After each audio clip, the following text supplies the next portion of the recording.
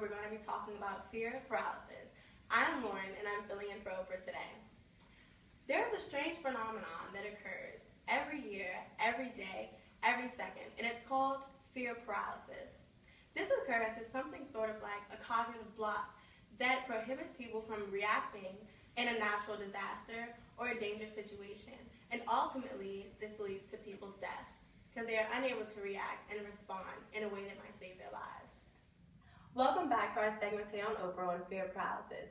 We have with us a very special young man, Mr. Sam Wang, who was actually a survivor in the Virginia Tech shooting. Thank you so much for being with us today. Thank you. So, can you please just tell us a little bit about your experience? On the day of the shooting, I was in a class that was attacked, and as a reaction, I lay down on the ground and, for lack of a better term, played dead. Wow. So, do you think that this playing dead, this reaction that was natural to you, do you think that this saved your life? I think it did, because I was not shot either the first time he came to the room nor the second, and it was a reaction that was unexplainable and uncontrolled. Okay, so why do you think that this paralysis state that you went into, why do you think that this is reasonable in this sort of situation? Why do you think that this is a viable option? Because you're not alone. I think it was viable, at least in this particular situation, because it makes sense that it's easier to miss or ignore someone who already seems dead rather than someone who's moving about or making commotion and being loud. And it worked, and it's worked for other animals. Thank you so much, Sam, for your story. And now we're going to go to commercial.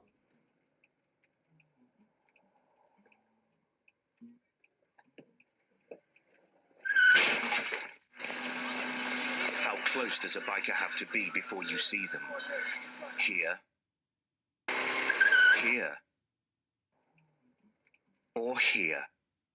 At a junction, look, then look again. Think. Take longer to look for bikes.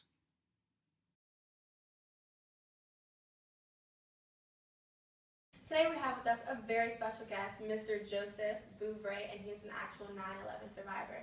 And today we're going to have the pleasure of hearing his testimony. Mr. Bouvray, would you please share your story with us? When the plane crashed into the World Trade Center, I was on the 20th floor, and all I can remember is I had no clue what to do. My mind was completely blank, and because my mind was blank, my body couldn't move.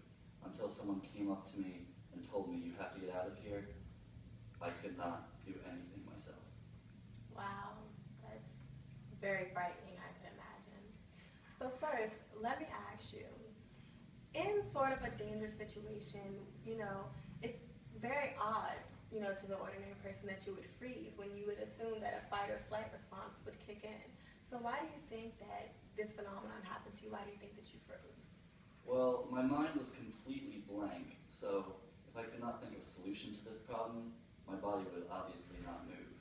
Right. And I think this calm helped me in the long run, because if I had panicked at that time, it would have caused much more trouble for both myself and others trying to escape the building. Okay. So, do you think that if the situation happened again, do you think that you would choose to freeze, or that a similar occurrence would happen? I do think I would freeze again, because that's a natural response that my body and mind had that I think saved my life. So in a similar situation, I think I would freeze so that I would remain calm and not panic again.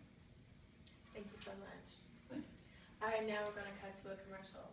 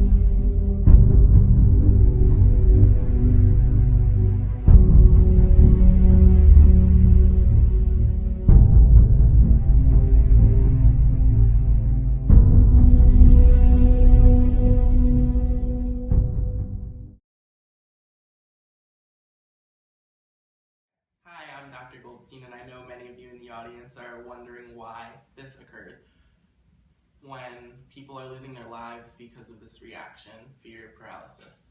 So it actually isn't as complicated as you may think. We all have a memory, and we all have something called a working memory. And a working memory, for example, is when you put your keys down on the counter and then moments later you forget where you put them and you can't find them anywhere. That would be your working memory. So when we're faced with these life or death situations, our working memory becomes impaired and we can't remember how to react. So I know many of you in the audience are wondering, if I'm faced with a life or death situation, how can I not freeze?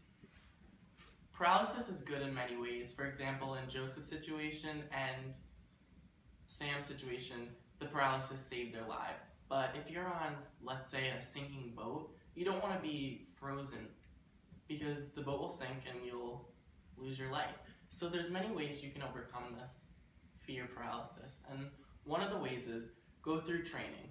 Repeat and repeat training on how to find the exits of the boat or wherever you may be.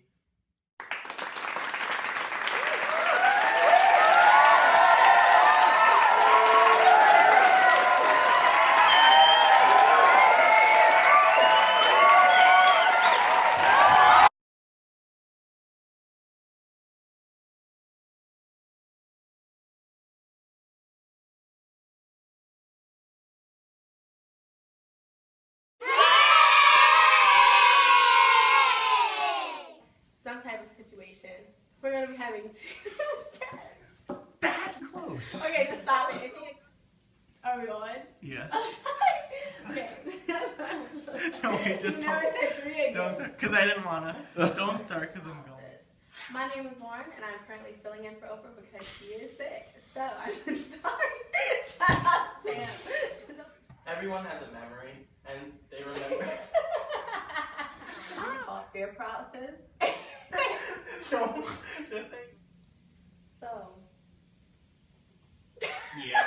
That people who are moving about and Son of a. Remember how to react. Okay. That's like